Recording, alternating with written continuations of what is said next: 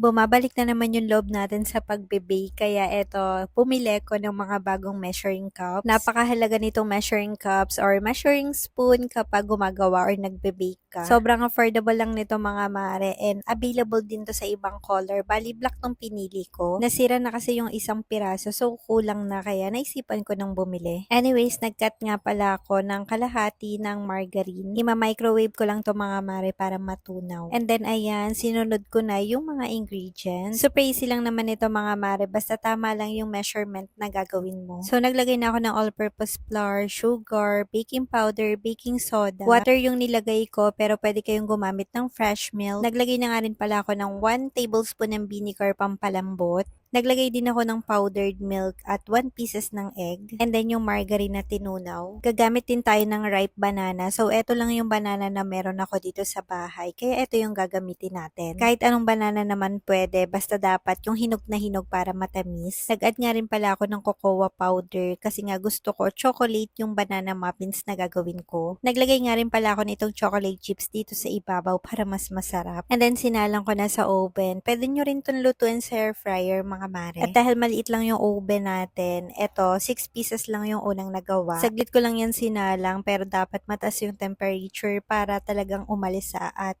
maluto agad. As you can see nga, sobrang lambot niyan and ganito yung gusto ko, yung medyo buo-buo pa yung saging. Kaya hindi ko masyadong dinudurog kasi gusto ko yung medyo may buo-buo. Napakasarap nito mga mare, saktong-sakto pang baon or pang merienda.